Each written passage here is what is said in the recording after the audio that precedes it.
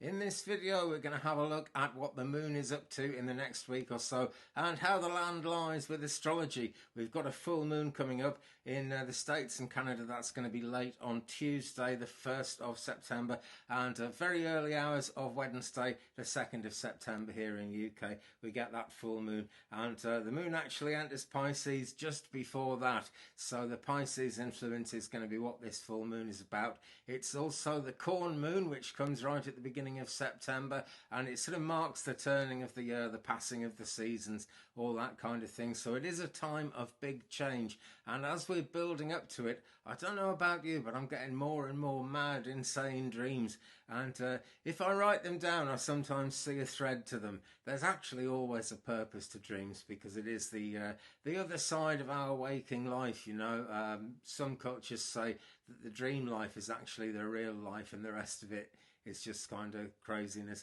And when you think of yourself as an eternal soul and you think of reincarnation and stuff, that is the truth. And the full moon always brings those kind of thoughts, those dreams, memories start coming back, all kinds of things happen psychologically and mentally, but in a lot of ways it's very real, so don't dismiss it. Whatever you do, write those dreams down and see where we're going with it. Anyway, right now the moon is actually in Aquarius and is staying there right through until just before the full moon on Tuesday. So with an Aquarius moon, people are more interested in knowledge, that kind of thing. You know, it's a real time of broadening the mind, and that really does go hand in hand with the full moon dreams influence. Even though the full moon herself is going to be in Pisces, the energy is building up right now, and it is very strong.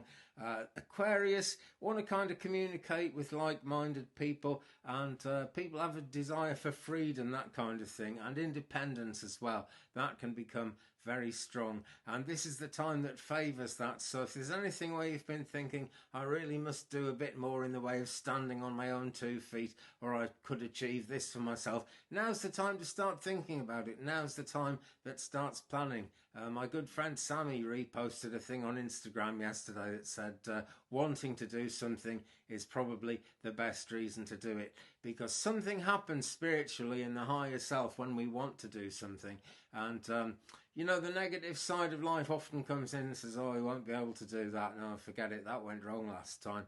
Just because a thing went wrong last time doesn't mean it's going to go wrong in the future. So there we go, Aquarius moons, Aquarius moon, as well as everything I've said there, it's also good for kind of study, scientific things, but anything that kind of really need to knuckle down and discipline yourself about, it's not really the time for that. But the cycle is always moving, and that time will come for sure. So today on Sunday the 30th of August, the moon is 92.3% full, still waxing, still on her way up. And if you've got a nice cloud-free sky, you'll get a very good view of her tonight, no doubt, wherever you are in the world, as long as the sky's clear. And it seems to be clear in UK here today at the moment. What'll happen tonight, who knows, but it's a beautiful summer looking day at the moment.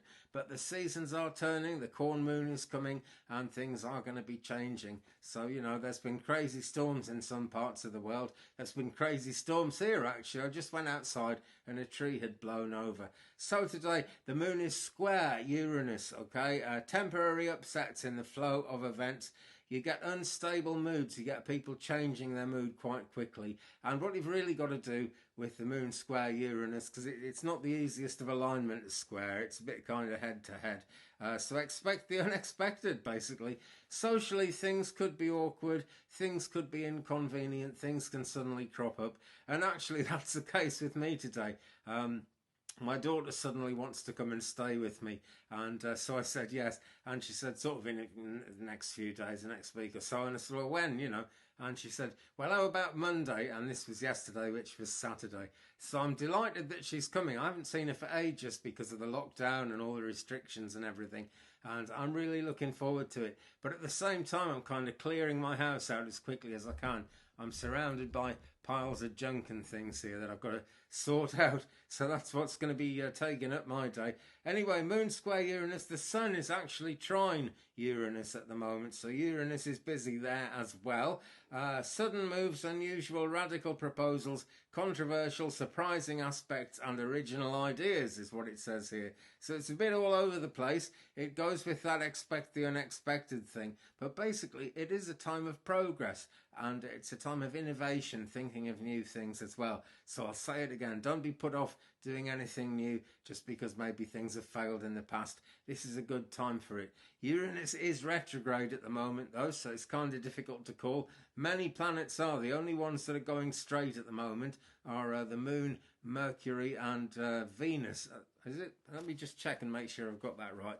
I'm pretty sure it's the Moon, Mercury and Venus, but let me check.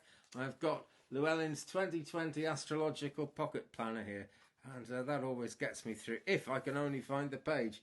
Yeah, Mercury is direct, Venus is direct, and Mars is direct as well. But Jupiter, Saturn, Uranus, as we've been talking about, Neptune, Pluto and Chiron are all retrograde, and so are Ceres and Pallas in the asteroid belt as well. So lots of retrogrades going on, all playing into each other. Every retrograde isn't a bad thing, by the way. We tend to associate difficult times and kind of problems with communication with Mercury retrograde, but that isn't the case with all the planets. Sometimes it can bring good things, but it tends to bring a big mix of things when so many planets are retrograde at the moment. Okay, Mercury opposite Neptune and very direct, you know, no problems there. But being opposite Neptune, perceptions get challenged, you know, and communications get complicated. I'm not saying they go wrong, but they get complicated. So kind of listen carefully if someone's saying something important. And in fact, even if someone doesn't seem to be saying something important, do listen to it carefully because it does matter.